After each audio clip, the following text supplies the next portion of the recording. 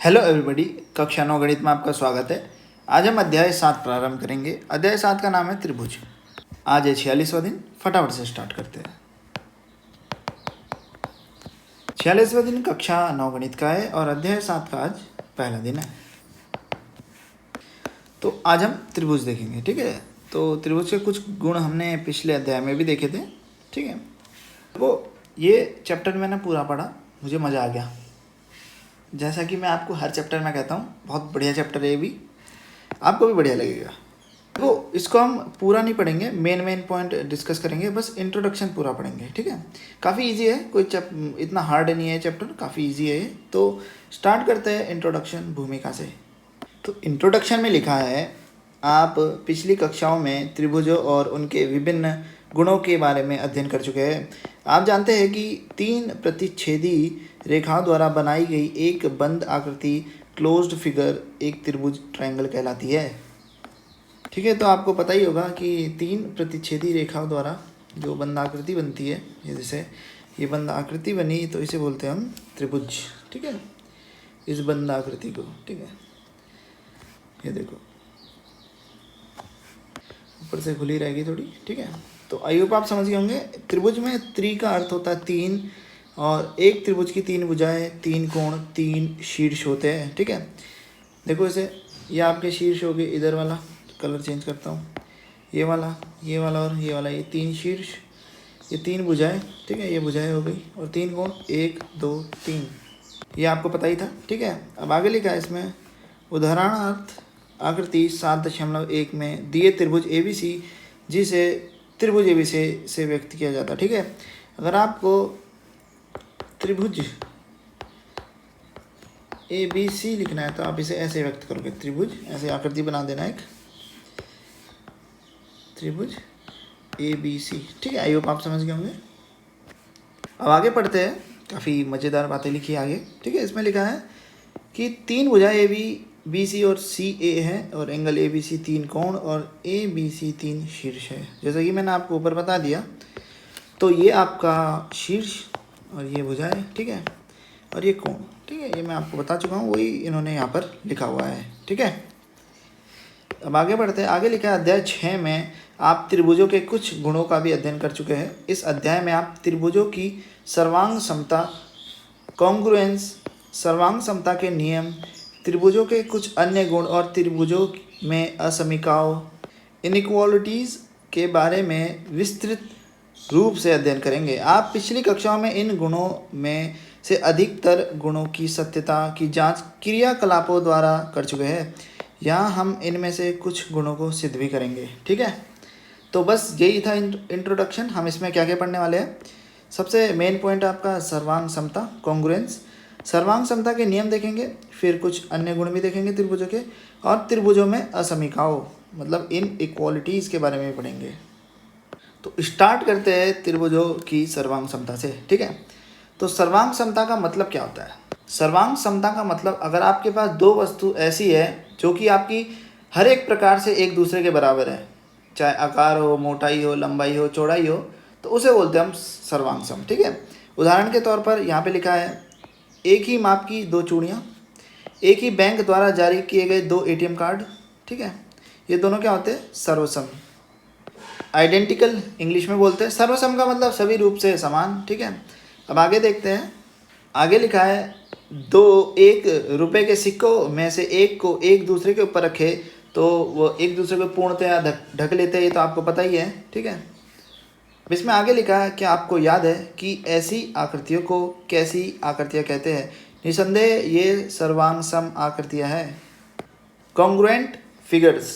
आगे लिखा हुआ है कि सर्वांग सम का अर्थ है सभी प्रकार से बराबर, अर्थात वे आकृतियाँ जिनके समान आकार और समान माप है, ठीक है। आई होप आप समझ गए होंगे क्या होती है सर्वांग सम आकृतियाँ, ठीक है। मतलब आपका जो आकार है वो और माप है, दोनों क्या होने चाहिए, समान होने चाहिए। उदाहरण देखो, इन 2 आकृतियों को देखो, आप देख सकते हैं दोनों क्या है, सर्वांग सम है। देख रहे हो, कुछ अंतर दिख रहा है आपको इन दोनों में, नहीं, ठीक है। इन दोनों आकृतियों को हम सर्वांग सम वर्ग भी कह सकते हैं, ठीक है। आई होप आप इतना समझ गए होंगे। आगे कुछ और बातें लिखी है। आप सोच सकते हैं कि हम सर्वांग समता का अध्ययन क्यों कर रहे हैं। आपने अपने रेफ्रिजरेटर में बर्फ़ की ट्रे, आइस ट्रे अवश्य देखी होगी। ध्यान दीजिए कि बर्फ़ जमाने के लिए बने सभी खांचे सर्वांगसम हैं। आपको पता ही होगा, आपने जो आइस ट्रे देखी होगी उसमें जितने भी खांचे होते हैं वो आपके क्या होते हैं, सर्वांगसम। अभी लिखा है ट्रे में खांचों के लिए प्रयोग किए गए सांचों की गहराइयाँ भी सर्वांगसम होती है। आपकी गहराई होती है उस खांचों में, वो भी क्या होती है, वो होती है, सर्वांगसम होती है। ये सभी आयताकार या सभी वृत्ताकार या सभी त्रिभुजाकार हो सकते हैं। आपने देखे होंगे, ठीक है, ये कुछ बताने की बात नहीं थी। आइस ट्रे, कुल मिला के आपने आइस ट्रे देखी होगी जिसमें हम बर्फ़ जमाते हैं, ठीक है, वो सभी सर्वांगसम आकृतियाँ होती है उसमें, जितनी भी होती है। तो इसमें लिखा है अतः जब भी सर्वसम एक जैसी वस्तुएं बनानी होती है तो सांचे बनाने के लिए हम सर्वांग समता की संकल्पना का प्रयोग किया जाता है। ठीक है, मतलब अगर आपको कुछ ऐसी वस्तुएं बनानी हो जो एक जैसी दिखती हो तो आप क्या करोगे, आप सर्वांग समता का उपयोग करोगे। ठीक है, ठीक है, ये और कुछ बातें अब आगे बढ़ते हैं। ठीक है, इन्हें आप पढ़ सकते हो, ठीक है, अगर आपको पढ़ना हो तो। अब इन सभी आकृतियों को देखो गौर से। आप मुझे बताओ, वीडियो पॉज करो और सोचो कि कौन सी आकृतियाँ सर्वांगसम है। ठीक है, कौन दो आकृति आपस में सर्वांगसम है। आई होप आपने सोच लिया होगा, ये वाली आकृति और ये वाली आकृति। ठीक है, ये दोनों आपस में क्या है, सर्वांगसम। ठीक है, आई होप आप समझ गए होंगे। देखो अब हम क्या करेंगे, त्रिभुजों की सर्वांग समता की चर्चा करेंगे। तो लिखा है आइए अब दो त्रिभुजों की सर्वांग समता की चर्चा करें। इसमें लिखा है आप पहले से यह जानते हैं कि दो त्रिभुज सर्वांगसम होते हैं यदि एक त्रिभुज की भुजाएं और कोण दूसरे त्रिभुज की संगत भुजाओं और कोणों के बराबर हो। इसका मतलब अगर आपके पास दो त्रिभुज है, एक ये वाला और एक ये वाला, ठीक है, तो अगर आपकी संगत भुजाएं, मान लो ये आपका था 4 सेंटीमीटर यहाँ से यहाँ तक, ठीक है, आप समझ जाओगे, ये था 2, ये था आपका 3, ऐसे ही ये भी आपका 4, ये था आपका 2 और ये था 3, और ये जो एंगल था आपका, ये था आपका 60, ये था 70, ये था 50। देखो ये जो एंगल है ये हकीकत नहीं है, ये मैंने अपनी ओर से लिखे हुए, मैंने बस इसलिए लिखे जिससे टोटल सम क्या हो जाए, 180 हो जाए। ठीक है, नहीं तो ये आप ये वाला जो एंगल देख रहे हो ये करके, ठीक है, ये वाला ये आपका 90 से बड़ा ही बैठेगा। ठीक है, ये जो एंगल है आपको मैं पहले ही बता दूँ ना, ये वाला एंगल देख रहे हो, यहाँ से लेके ऐसे जा रहा है, ये 90 से बड़ा बैठेगा, साफ पता चल रहा है। ठीक है, लेकिन मैंने अपनी ओर से लिखे है। और ऐसे ही अगर आपको जो दूसरी आकृति है उसमें भी ये 60, 50 और 70 मिल जाए तो समझ जाना ये दोनों त्रिभुज आपस में क्या है, सर्वांगसम। ठीक है, आई होप आप समझ गए होंगे। अब आगे देखते हैं कुछ। ये देखो इसमें लिखा हुआ है अब निम्न में से कौन कौन से त्रिभुज आकृति इसमें मतलब सर्वांगसम है, मतलब इस पहली आकृति के कौन कौन से त्रिभुज सर्वांगसम है। तो आप चेक करो, ठीक है, वीडियो पॉज करके। ये लो आपके सामने मैंने थोड़ा बड़ा कर दिया, आप चेक करो। आई होप आप समझ गए होंगे कि कौन कौन सी आकृतियाँ सर्वांगसम है। तो ये पहली दूसरी मैं टिक कर देता हूँ, ये भी सर्वांगसम है, ये भी सर्वांगसम है, और ये सर्वांगसम नहीं है, ये भी सर्वांगसम है। क्योंकि आप गौर से देखो, ये आपका 4.5, ठीक है, और ये है आपका 4.5, ठीक है, समझा, और ये आपका 5 है, और इसमें भी ये आपका 5 है, ऐसे ही इसमें भी ये आपका 5 है। ठीक है, और 4.5 पे तो करा ही नहीं हमने, तो 4.5 ये वाला, और इसमें भी आपका ये वाला 4.5 है, और ये वाला 5 है। ठीक है, अब उससे कोई फ़र्क नहीं पड़ता कि त्रिभुज कैसा रखा हुआ है। ठीक है, अब देखो उल्टा है, कोई तिरछा रख दिया, कैसे भी रख दिया, फ़र्क नहीं पड़ता। ठीक है, बस जो सही से बन जा भाई, क्या कर रहा है, चलो ऐसे कर दिया मैंने। ठीक है, अब देखो कोई फ़र्क नहीं पड़ता। देखो आप देख रहे होंगे ये तो सीधा रखा हुआ, अब ये उल्टा हो गया, ये तिरछा कर दिया, इसे तिरछा कर दिया, ये भी तिरछा, अब कोई फ़र्क नहीं पड़ता भाई, कोई फ़र्क नहीं पड़ेगा। ठीक है, आपको कोई प्रॉब्लम लेने की ज़रूरत नहीं है, कोई फ़र्क नहीं पड़ता। बस आपको देखना है कि अगर संगत भुजाएं और संगत कोण आपस में बराबर है तो दोनों त्रिभुज आपस में क्या है, सर्वांगसम। ठीक है, ये देख रहे हो, ये 4 है, ये भी 4 है, और ये भी 4 मिला आपको। ठीक है, और ये भी 4 मिला। ठीक है। तो ये पता चला कि ये सभी क्या थे, सर्वांग सम। पर ये बेवकूफ़ था, इसमें सब 5-5 थे। ठीक है, देख सकते हो 5 5 5। ठीक है, आई होप आप समझ गए होंगे। अब आगे बढ़ते हैं। ठीक है, अब एक और बात बतानी है इन आकृतियों को देखो। तो देखो अब मैं क्या बताना चाह रहा हूँ, अब लिखेंगे कैसे, आपको पता चलिए कि कौन कौन से सर्वांग सम है। अब हम लिखेंगे कैसे, तो आपको देखो ये आपका त्रिभुज ABC। ठीक है,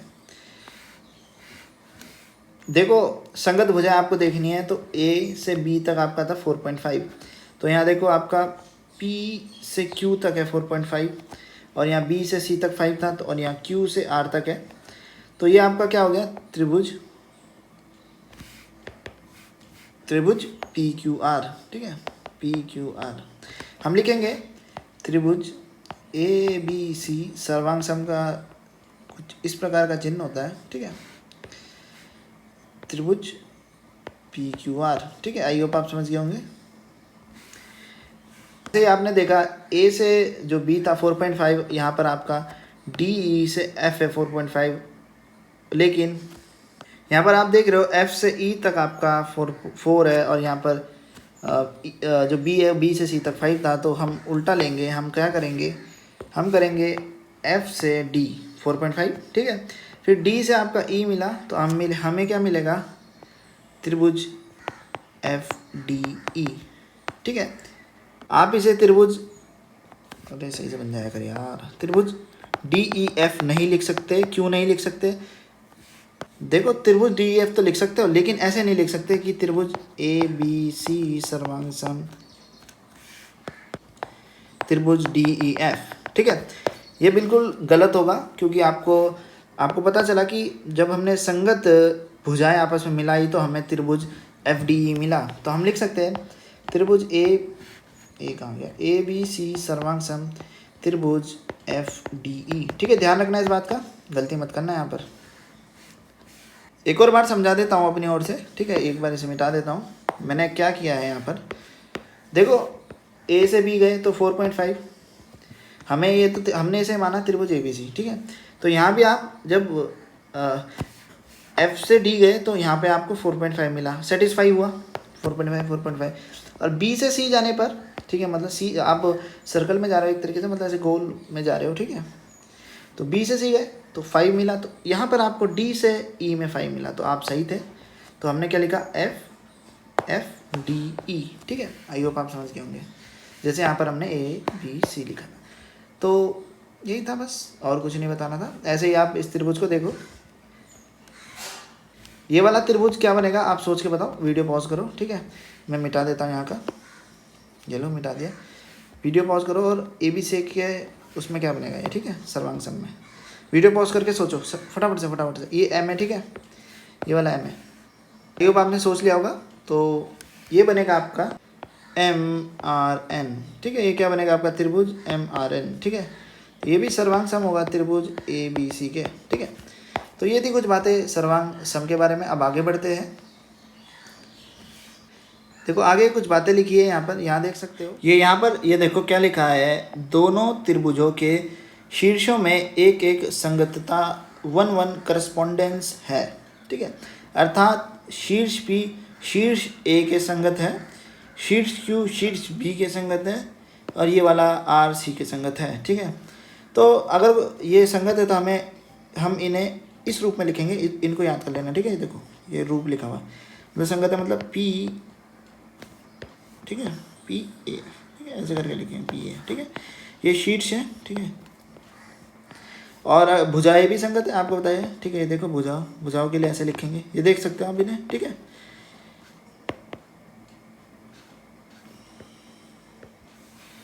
यहाँ पे देख सकते हैं, ये मैं आपको बता चुका हूँ। एंगल नहीं, त्रिभुज DEF सर्वांग सम नहीं हो सकता त्रिभुज ABC के, ऊपर बताया था। ठीक है, वही बात इन्होंने यहाँ पर घिस पिट के लिखी हुई, इतनी लंबी चौड़ी साफ नहीं लिखी हुई बस। ठीक है, साफ बस हो गया इतना ही। ठीक है, अब मेन पॉइंट क्या है कि अगर त्रिभुज सर्वांग सम है तो उनके संगत भाग बराबर होते हैं। ठीक है, ठीक है, तो कहाँ पहुँच गए वापस। ठीक है, कहाँ पहुँचा दिया यार। हाँ, अगर सर्वांग सम है त्रिभुज तो उनके संगत भाग बराबर होते हैं, और सर्वांग सम त्रिभुजों के संगत भाग के लिए हम CPCT लिखते हैं। इसका मतलब होता है corresponding parts of congruent triangles. ठीक है, आई होप आप समझ गए होंगे। आज के लिए इतना ही। एक बार डिस्कस करेंगे हमने आज क्या क्या पढ़ा। ठीक है, हमने आज सर्वांग समता के बारे में पढ़ा।